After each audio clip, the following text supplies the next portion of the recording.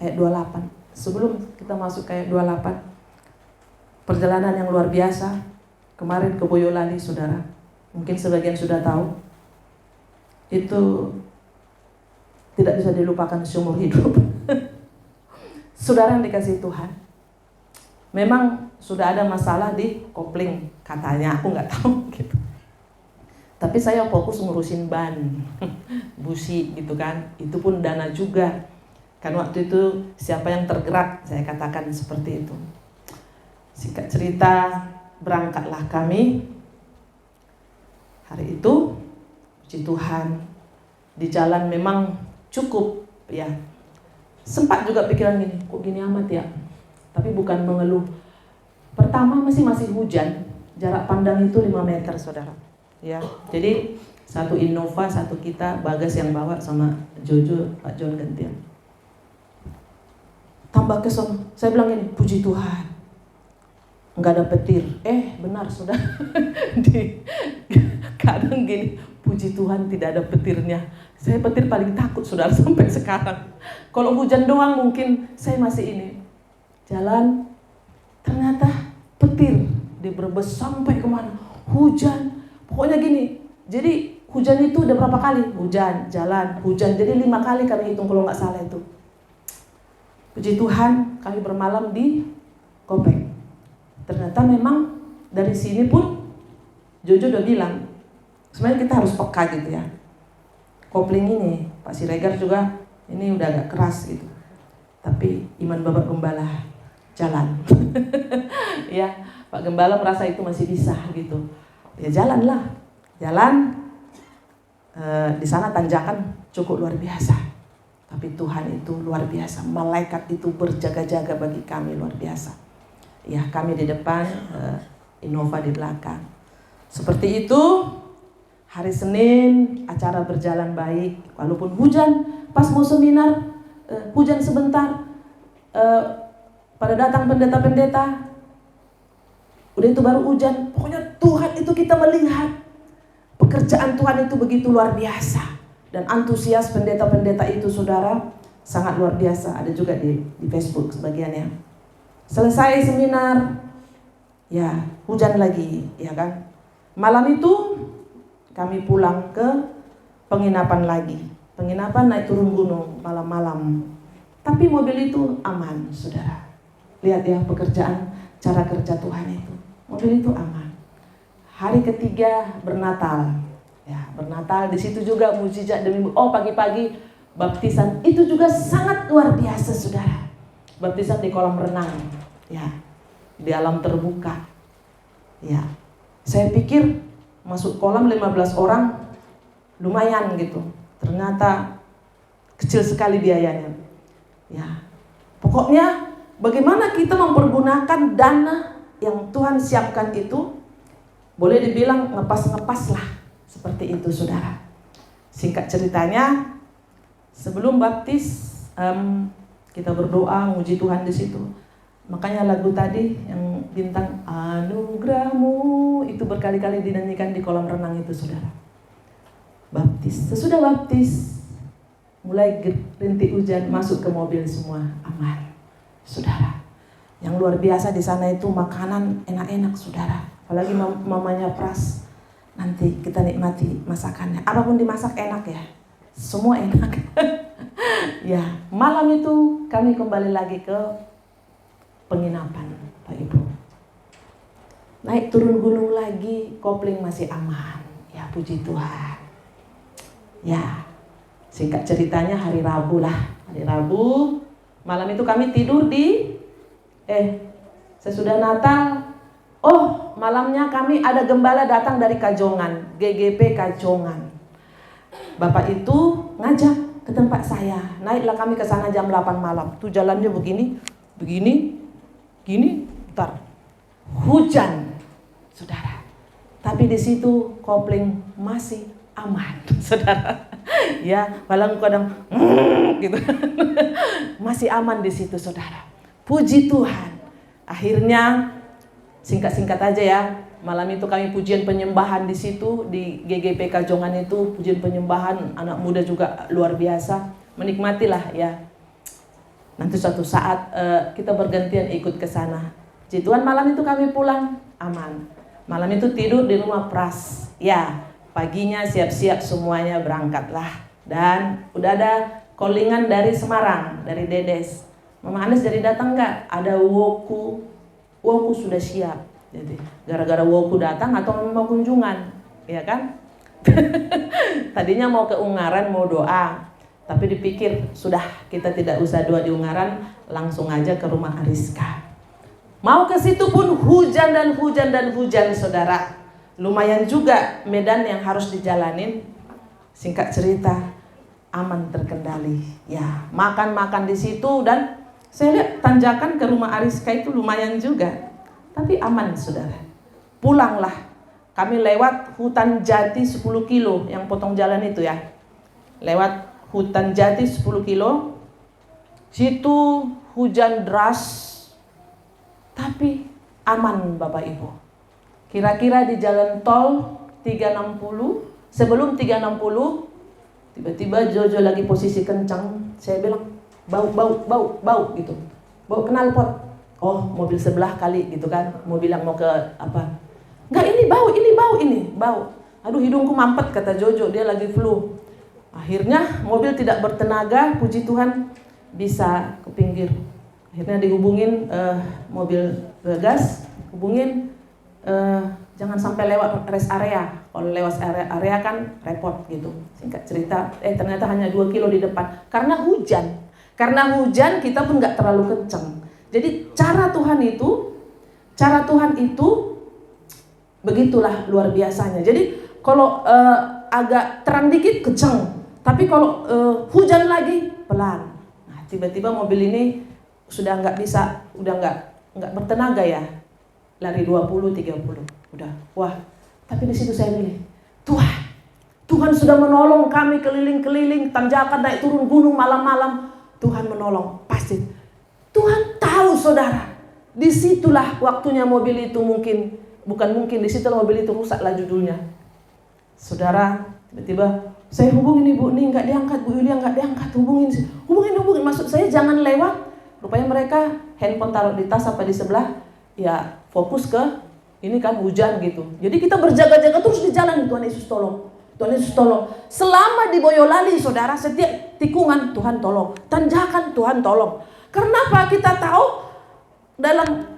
dalam roh saya itu kayak ada sesuatu gitu. Ada apa? Sebenarnya tiap tikungan itu Tuhan tolong gitu. Di situ akhirnya pas telepon, lihat rest area 8 kilo lagi pas 10 kilo itu ya. Lihat rest area itu ya 5. Udah, puji Tuhan mobil bagas belum lewat rest area. Udah kita ke rest area. Ya gimana? Singkat cerita dihubungin orang jasa marga bla bla bla. Hubungin rupanya adiknya Bu Ning ya. Ada grup Kijang ya. Nah, ada nggak temanmu di Batang? Nah, jadi kami itu di 360. Kilometer 360, disitulah. Ya, situ saya nggak bilang, saya sukacita saya itu gini, ini pasti duit, gitu kan? Ini pasti duit, gitu. Kan udah saya bilang tadi, semua udah diirit gitu.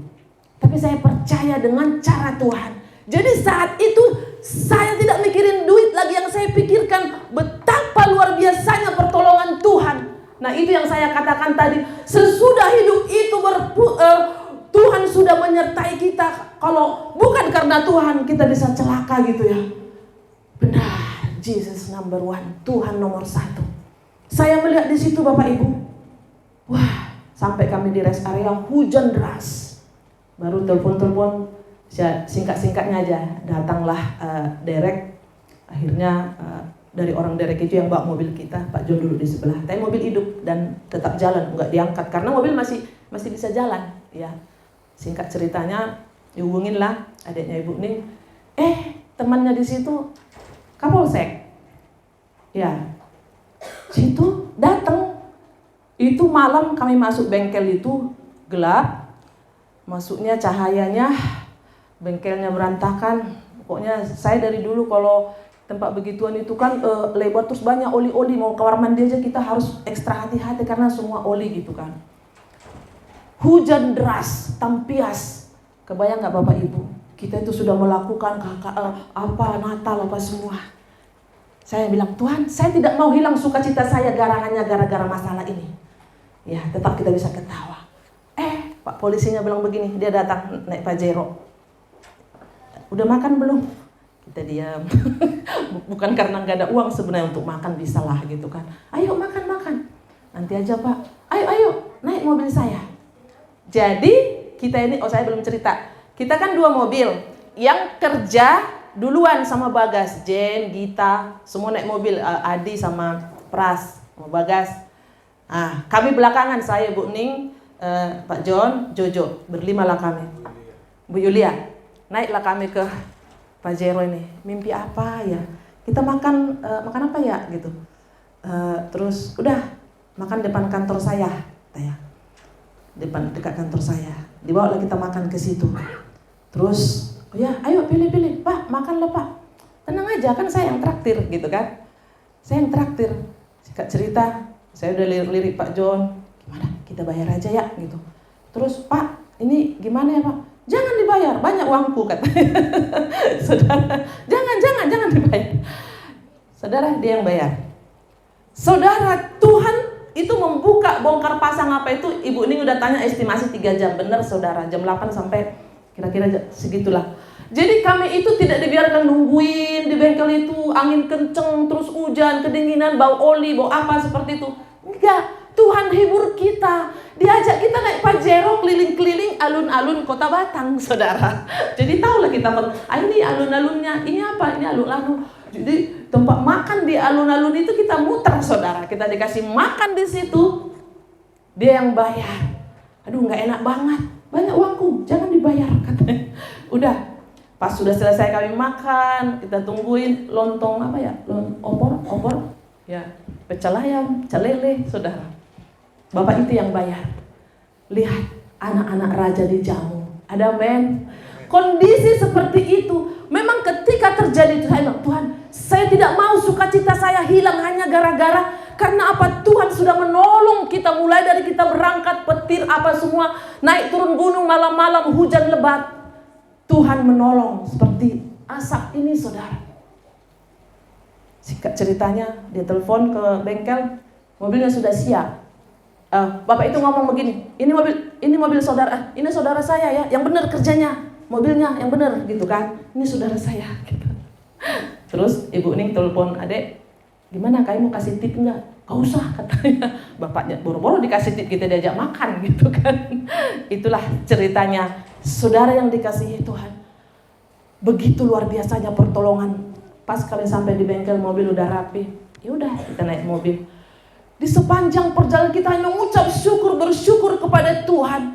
Seandainya itu ditanjakan di hutan gunung sana, di hutan-hutan itu terjadi, saudara nggak tahu apa yang terjadi. Apalagi di hutan Kajongan itu, saudara, itu begini, naik, malam hujan lagi. Kalau rusak di situ, kok di situ? Ini di tempat rata dia terjadi, saudara, di jalan tol. Ya, dari rest area ke bengkel itu 3 kilo. Saudara, saya melihat, kan menikmati aja gitu kan. Kita diderek gitu kan. Kita nggak tahu, Tuhan terserah Tuhan lah gitu. Judulnya Tuhan siapkanlah semuanya. Bapak Ibu yang dikasihi Tuhan, itulah perjalanan. Jangan sampai hilang sukacita kita hanya gara-gara masalah sedikit, saudara. Pertolongan Tuhan, lihat bagaimana anugerah Tuhan di dalam hidup saudara dan saya.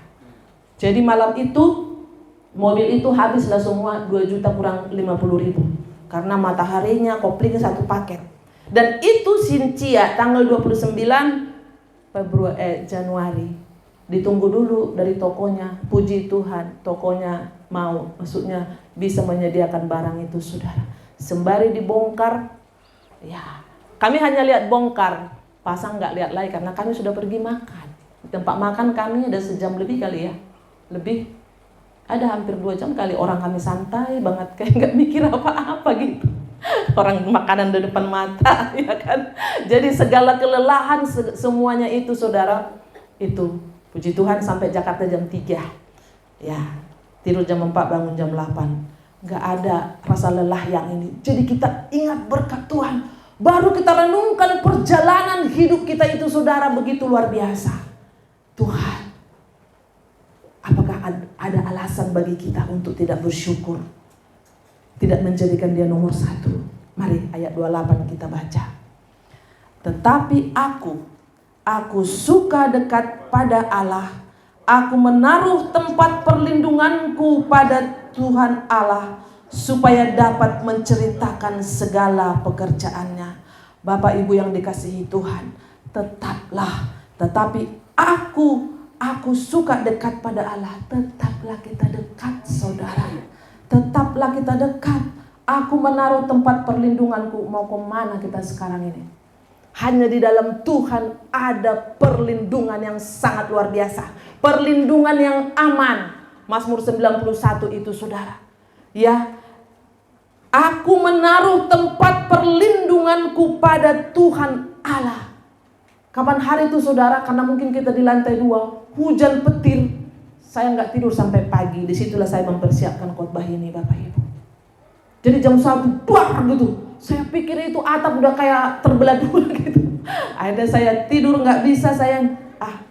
Jangan juga saya tidak mau hilang sukacita saya gara-gara ini. Saya persiapkan saudara, berdoa jam 3 sampai jam 4. Jam 5 ibadah lagi kan, ibadah keluarga.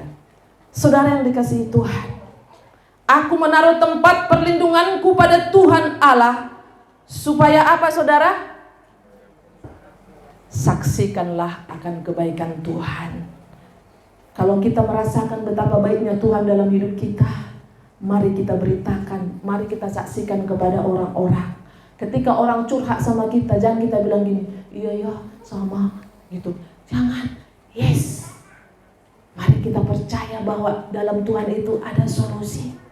Ya, hari gini ya, mau cari jodoh di mana ya?